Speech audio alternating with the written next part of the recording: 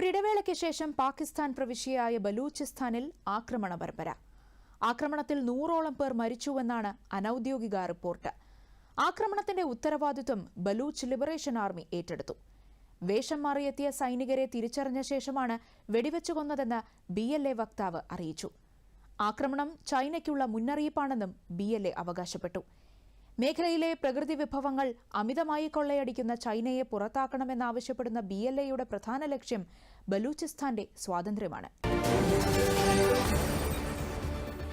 Balochistan liberation ആർമിയുടെ ആക്രമണത്തിൽ വീണ്ടും പ്രതിരോധത്തിലായി പാകിസ്ഥാൻ സർക്കാർ. കഴിഞ്ഞ ഞായറാഴ്ച വിവിധയിടങ്ങളിലാണ് ആക്രമണ പരമ്പര നടന്നത്. 70 പേർ കൊല്ലപ്പെട്ടുവെന്ന് പാക് സർക്കാർ പറഞ്ഞു. ഒട്ടേറെ പേർക്ക് പരിക്കേറ്റു. മരിച്ചവരിൽ സുരക്ഷാ സേനാംഗങ്ങളും 12 ഭീകരരുമുണ്ടെന്ന് പാക് ഭരണകൂടം വ്യക്തമാക്കി.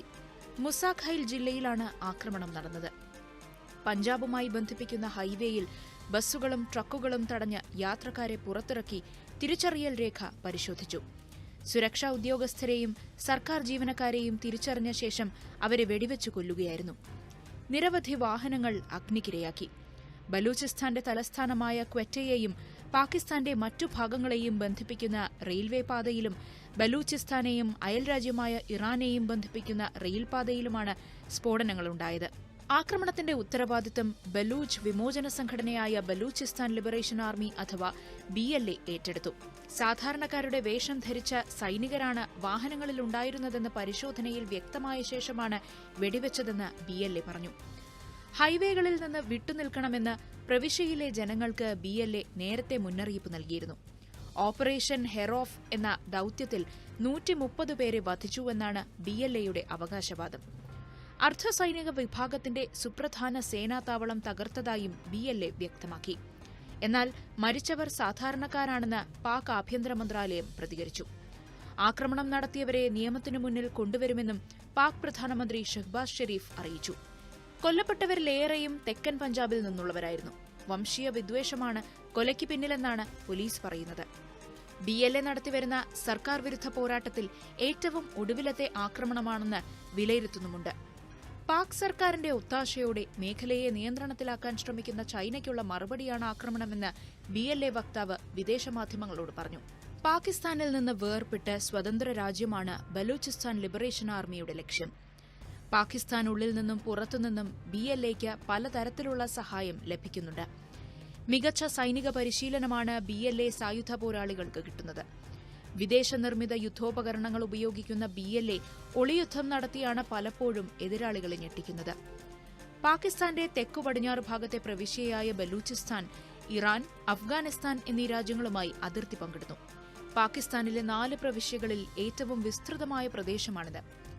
പാകിസ്ഥാന്റെ മൊത്തം ഭൂവിസ്തൃതിയുടെ 44% ബലൂച്ച് പ്രവിശ്യയിലാണ്. മിക്കവാറും വിജനമായ പ്രവിശ്യയിൽ പാക് ജനസംഖ്യയുടെ 5% മാത്രമാണ് ജീവിക്കുന്നത്. Balochistan liberation army, Balochistan liberation front, Baloch republican guard തുടങ്ങി പല വിഘടനവാദ ഗ്രൂപ്പുകൾ ഇവിടെ സജീവമാണ്. എല്ലാവരുടെയും ലക്ഷ്യം സ്വതന്ത്ര ബലൂചിസ്ഥാനാണ്. ഈ ഗ്രൂപ്പുകളിൽ ആൾബലത്തിലും ആയുധശക്തിയിലും പ്രബലമായ സംഘടന ബലൂചിസ്ഥാൻ ലിബറേഷൻ ആർമിയാണ്. നിരോധിത സംഘടനയായ BLA അഫ്ഗാനിസ്ഥാനോട് ചേർന്നു കിടക്കുന്ന പ്രദേശങ്ങളിലാണ് കൂടുതൽ ശക്തം. പാകിസ്ഥാനിൽ നിന്ന് സ്വാതന്ത്ര്യം നേടി ഗ്രേറ്റർ ബലൂചിസ്ഥാൻ എന്ന പേരിൽ പരമാധികാര രാജ്യം സ്ഥാപിക്കുകയാണ് ഇവരുടെ ലക്ഷ്യം. തുടക്കത്തിൽ വിഘടനവാദികളിൽ മാർക്സിസ്റ്റ് ലെനിനിസ്റ്റ് ആശയങ്ങൾ സ്വാധീനിച്ചിരുന്നതായി കണ്ടെത്തിയിരുന്നു.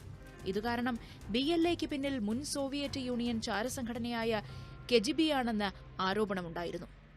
മേഖലയിൽ നിന്നും ബലൂച്ചികളല്ലാത്തവരെ കൊന്നുതള്ളി സംഘടന ഗോത്രശുദ്ധീകരണവും നടത്തിവരുന്നു. പാക് സൈനികരോടൊപ്പം ചൈനീസ് ജീവനക്കാരെയും BLA ലക്ഷ്യം വയ്ക്കുന്നു.